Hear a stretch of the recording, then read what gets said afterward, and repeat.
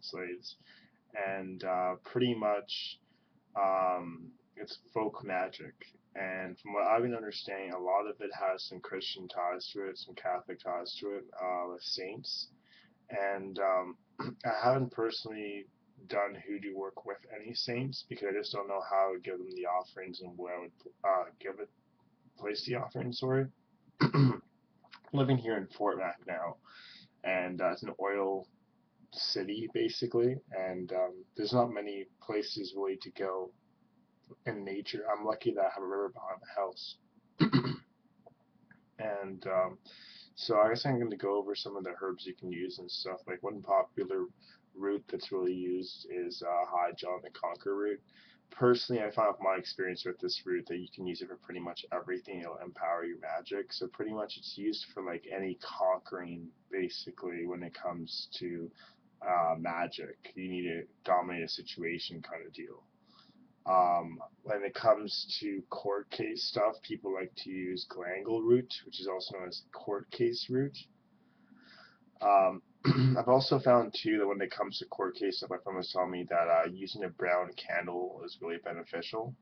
Um, Also, people use basil a lot in hoodoo when it comes to prosperity, and there's actually a prosperity cleansing bath that a friend of mine on Facebook was posting in a group for root work and stuff.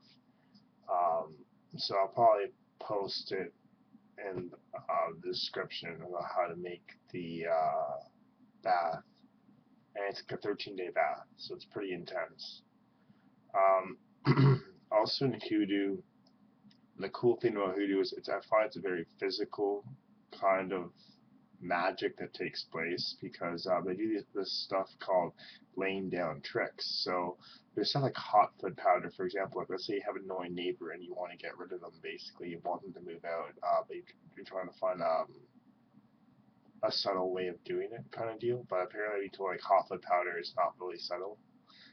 There's stuff like where you take like cayenne pepper, black pepper, sulfur, and you put some other stuff into it, and you would lay the trick by basically throwing the powder like in their front of their door, and they would walk over it, and then they would eventually end up moving out. There's other stuff too, where you use like graveyard dirt and stuff, but it's more of a malicious kind of thing you do.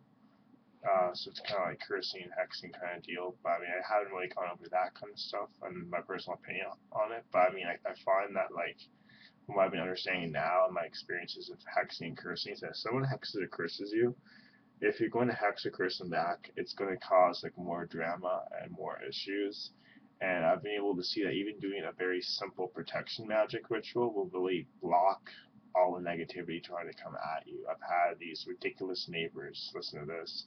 Um, they believe that I somehow, when I didn't know how to curse or hex at that time, that I cursed or hexed their mop, and I cursed or hexed my apartment I was living in, and ever since then they've just started hexing and cursing me on and off pretty much. They had stopped attacking me for about like a month, and I had gone and to the city that they live in, which is Edmonton. It's 5 hours away from here. I was living in before, and the thing was I got automatically attacked. And the funny thing too was like their attacks aren't really powerful at all. Like they're Wiccans and stuff. I'm not saying that Wiccans can't do strong magic, but like they're just pathetic when it comes to the magic that I was doing in terms of attack. And the funny thing too is I was at my friend's place. I was staying over there for the week. And thing was, we did a tarot card reading before I got attacked, and the reading actually said I was going to get attacked by them. And not even an hour later or whatever, I got attacked by them, and we lit like 4 candles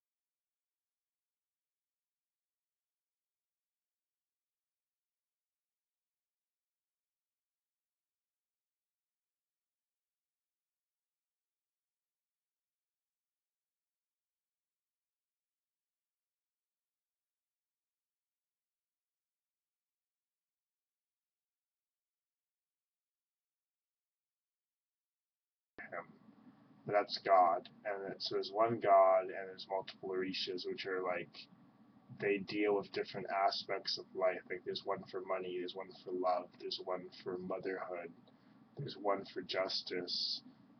We got Legua being the road opener. So basically, they hid these Orishas, which are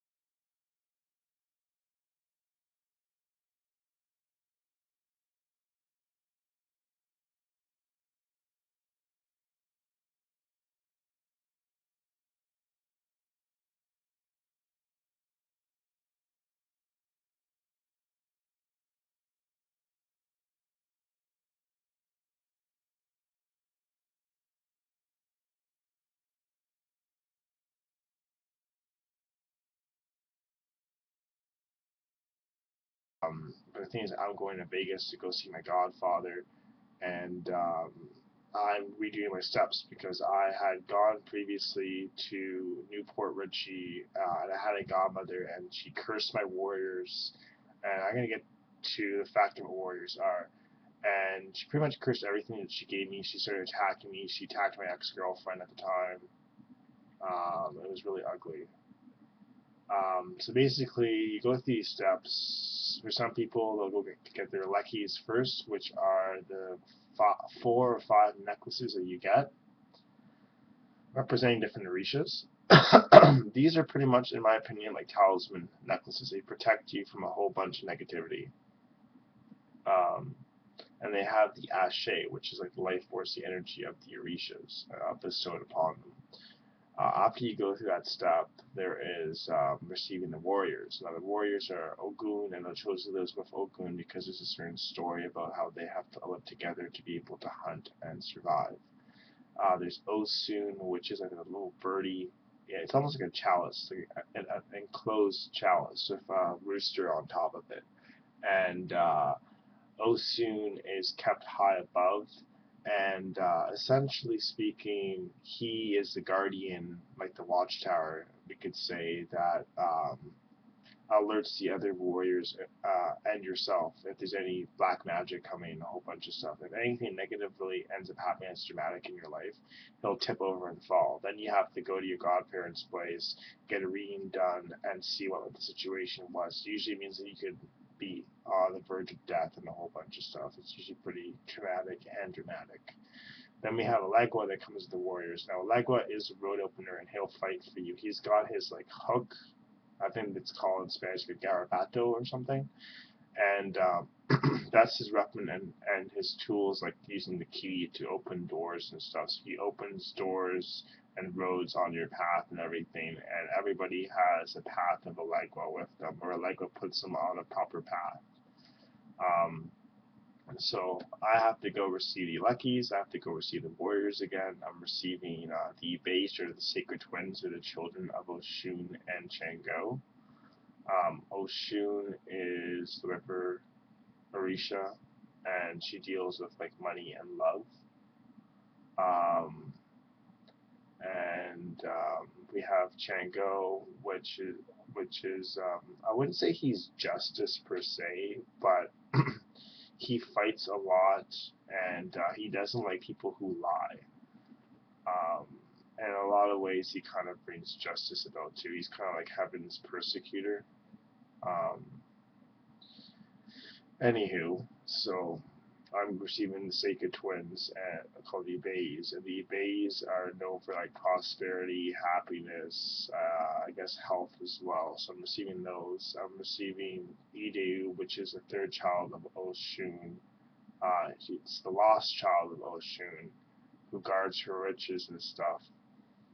He brings prosperity, happiness, joy, lots of stuff into your life. And then I'm going to be most likely receiving a Lokun, and a Lokun, he's an Orisha, which is known as he deals with like the deepness of the sea, everything that is hidden in the sea, at the bottom of the sea. He is that Orisha. Um, and he doesn't like being moved around too much as an Orisha, and he brings financial stability, and he's known for working with the dead and stuff.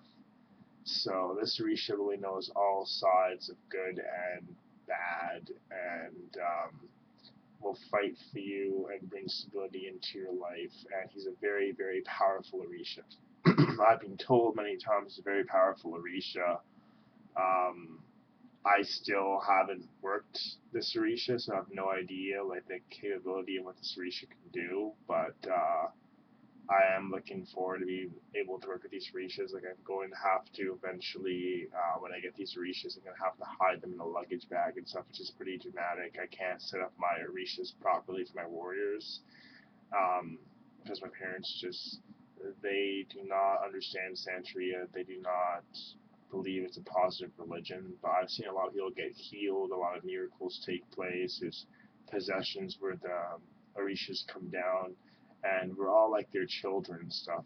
And the other thing too is like when you go into this religion, you have to make sure you get like a reading done. There's pretty much readings done for everything, and you get a head reading done, and they find out who is your crown. So everyone has an Orisha that has their crown.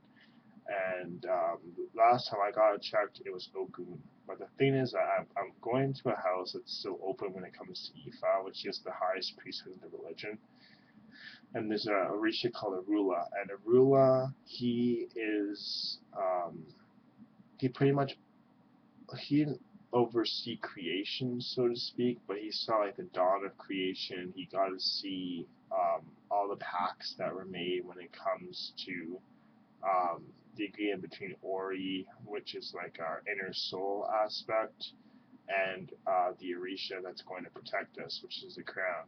So I want to eventually get a Manager Rula, which is a ceremony where you find that out from the perspective of a Rula, which has a lot of Odus, which are like the sacred scriptures we have for readings and stuff, and it will display inside there how the only people that should do readings for a head reading are Babalaos. I mean, before the Babalaos even came to Cuba, it was all done by Santeros and Santeras. I'm not knocking them down or anything like that, but I am going to get a head reading done, and it's going to be done by an Oriate. And I'm going to also see to when I get my head of Rula a head reading as well, because I believe that there's a chance that there could be more accuracy to my crown. I was told I was a child of Ogu, and he deals with tragedies and accidents. He deals with metal and steel and iron, all that stuff. What's the word I'm looking for? He's a blacksmith. Um, so he's really, really awesome. He lives in a cauldron with a whole bunch of his secrets and tools. Let's see, after one goes through all of these steps I've been talking about in ceremonies, there's receiving Ocha, and that's where you get crowned. You don't become a Santero or Santera until you become crowned. You receive all these Orishas, and there's a lot of animal sacrifice, there's a lot of food that gets prepared and cooked, and you have multiple Santeros and Santeros during the ceremony for you. They shave your head, you have to dress in white for a year, you can't be touched, you can't look into a mirror, um, you can't be out at night. There's so many prohibitions and stuff. You can't drink alcohol for a year, you can't have drugs for a year. Well, the illegal kinds anyways. Um, yeah, so I guess this is what I wanted to leave you guys with, a little look into my life, about what I do as a witch. I still have my Wicca that I do. I've started to have an interest in Hoodoo. I've actually done a little bit of rune magic as well, and I like rune magic because I see the similarities with Santeria, that it's a powerful form of magic, that you can be doing magic in rune magic or Santeria, and you can get results up to a month later. I found you don't really get results up to a month later for magic when it comes to Wicca and general witchcraft in general. So that's how I kind of test out how powerful a tradition is, or a magic, or whatever is, how long the energies can be left up to manifest even up to a month later or so. Um, so I'm going to make another video on rune magic and talk about acid tree. I don't know that much about it, but I do have some friends and I can suggest some books that I have. The runes are universal energies, and they can be used for divination. So I'm going to leave it as that. I'm hoping maybe I can get a website going and get a forum going and maybe start teaching some classes and stuff like that. That'd be pretty cool. I mean, there's a lot of stuff I find I can teach and give out that I've dealt with in situations. I've done pretty much almost everything in some ways, except for court case stuff. I've found that, at least in the love category, trying to draw someone near you is just not going to work unless you do a love binding, which I find just really on the edge, because really be careful what you wish for. You're going to turn somebody into a crazy lover and it just might not be what you want. Anyways, guys, just want to let you guys go, and I hope you guys have a great day. Blessings.